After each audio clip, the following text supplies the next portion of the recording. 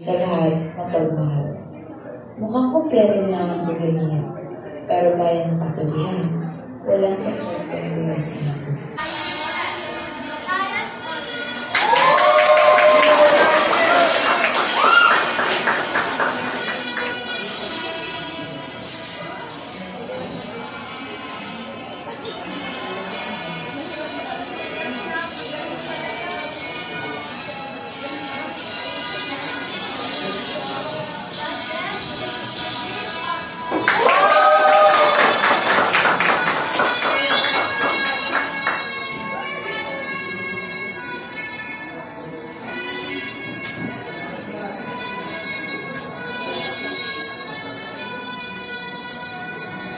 Mag-uusap tayo mamaya.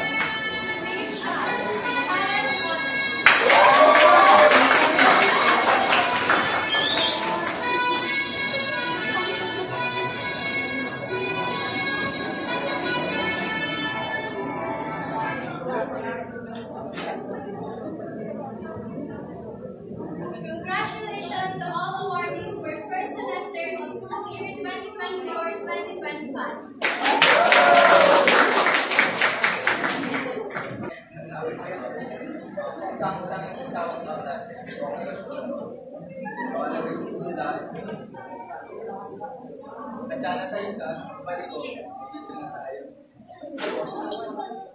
Sige, galang mga anak namin na. Congrats nga pala sa inyo.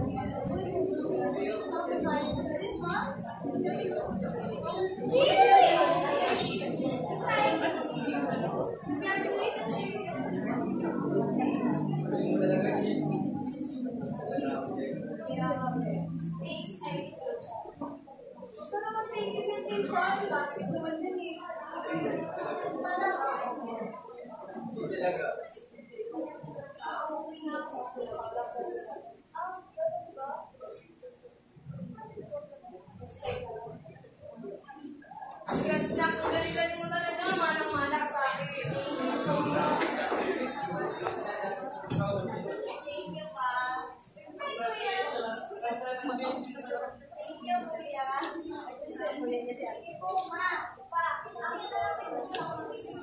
Sige, maghahanda ako ng masarap na pagkain para sa inyo. Thank you, ma.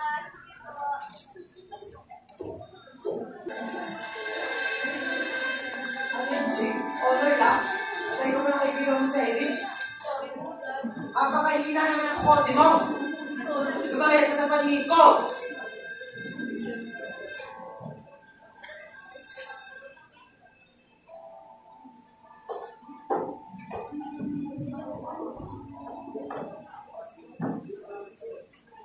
Never be loved the way that I love. No matter how hard I try, feel like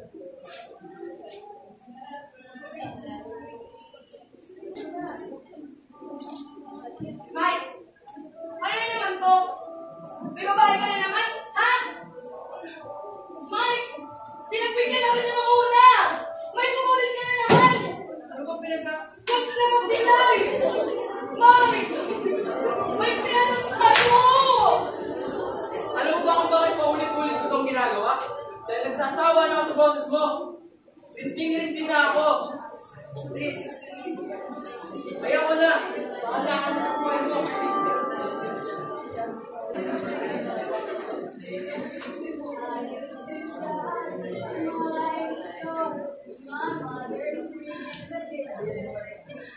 I turn to music, get high and try not to listen to every little fight. 'Cause neither one was right. I swear I'd never be like that.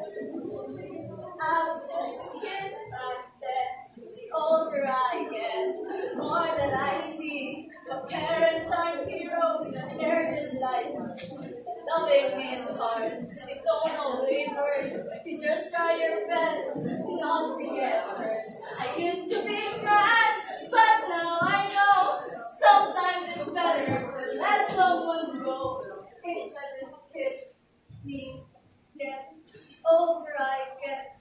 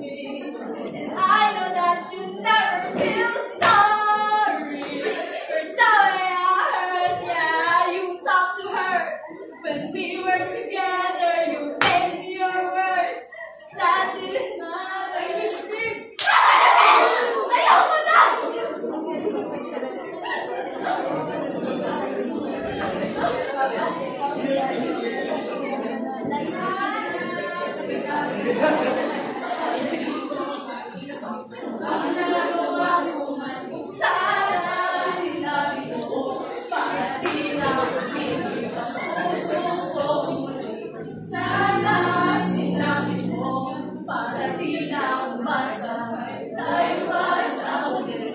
Sana sinabi mo, hayaan na masasa.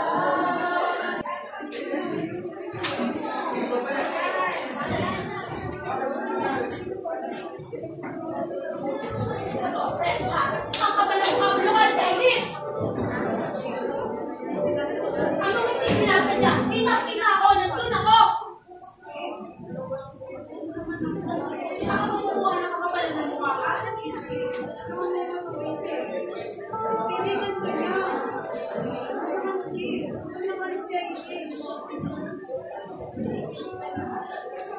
Hindi! Huwag dalas na magpapakita sa kanya ang kapal ng mukha mo. Nandito lang ako, ano man ang mangyari.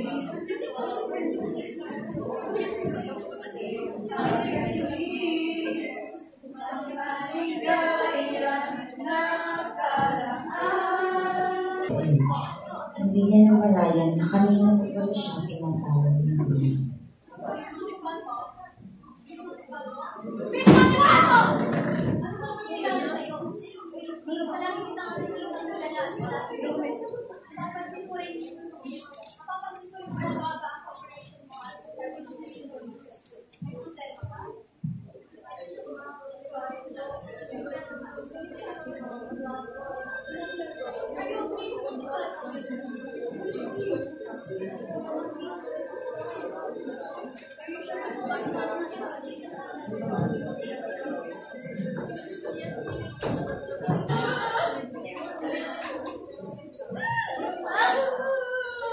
Irish!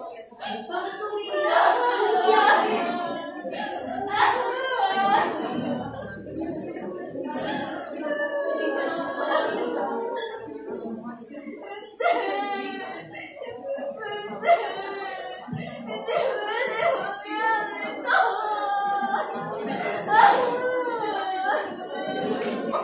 Si Miss Academic Achiever pala ko eh. Yung buntis natin ng klase. Grabe na naman ang Miss Irish. Ang ganda ng school natin. At, paano mo nga ba makakalaban ng school natin? Eh, may baka nang pinapriority. Ha? Kawawa ka naman, Irish. Baka na nga.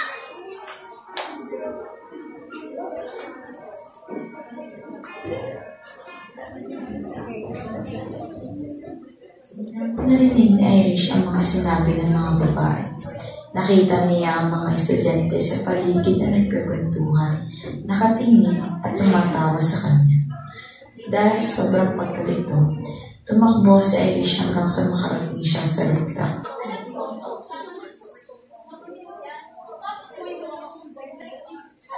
Oo nga eh. Ang landi-landi. Yan kasi. Masyado lang pakasande pag mayaman. Hindi ka naman yung tuloy yan, di ba? Gana na natin siya.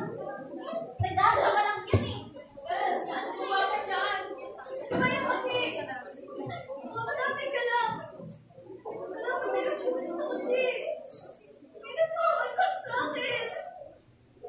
Natatakot ako na makamalaway ka pa. Hindi ko pa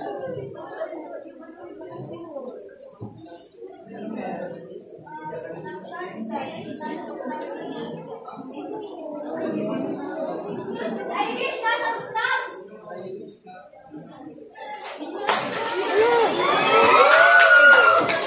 Tumigil na kayo! Tigil na Yan natapos ang sasabihin na may malakas na pwersa sa likod at tumunak sa kanya.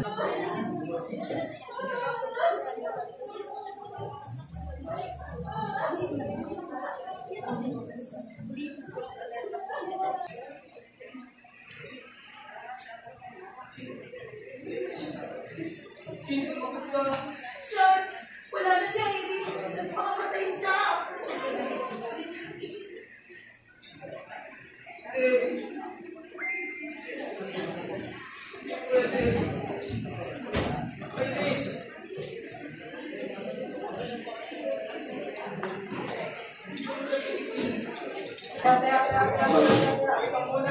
umiyak si Irish.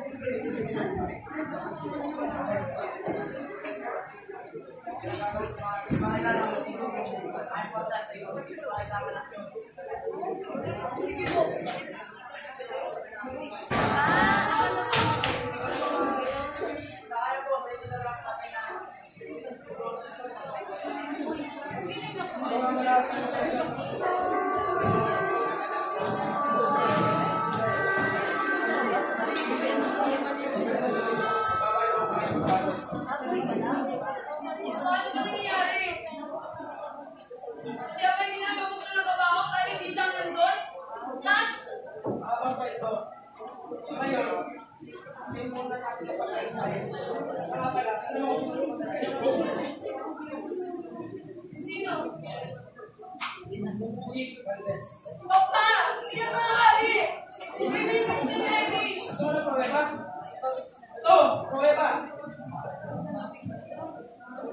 Sa mga litrato, makikita na nagbibigay ng pera si Chi para may gawing masama kay Irish.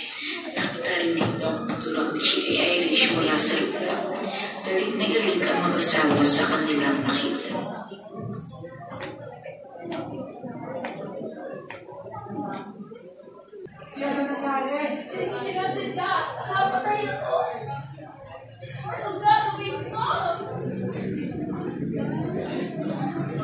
Nang iyak si Chi sa kanyang ama at ikinigurito ang kanyang mga ginawa. Agad siyang dinala ng kanyang ama sa ospital at doon tinatingnan. Nagkaroon si Chi ng matinding sakit sa pag-iisip dahil sa trauma na dulot ng kanyang ginawa sa kanyang kaibigan.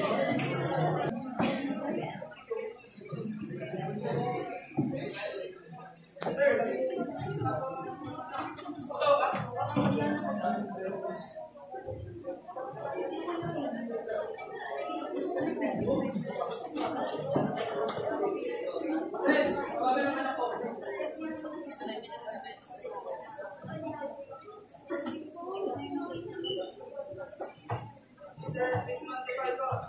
May magandang balita po ako sa inyo. Bisita po ako ng inyo. Pwede po kayo pumunta dito para mabisita siya. Irish! Gising na! Sige, pumunta na ako!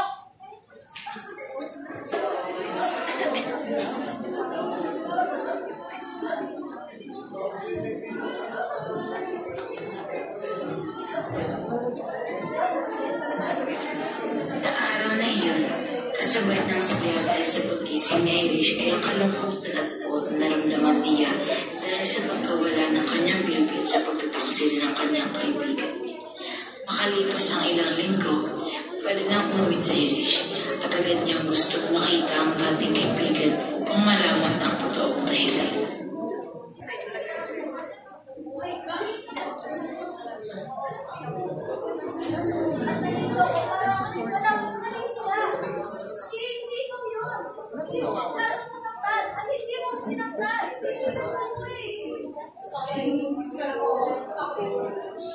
Supporting best. That's a what do you think is stories?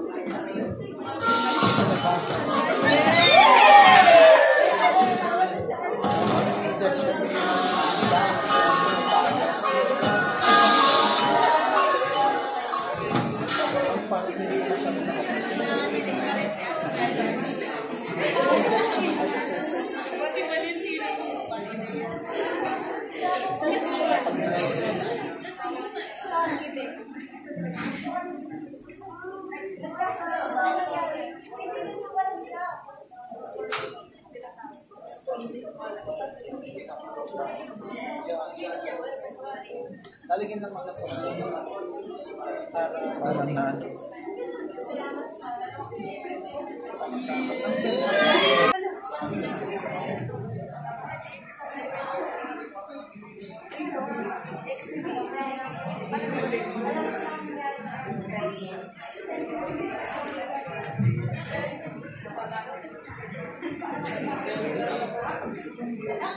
Saan? Babae na lalaki?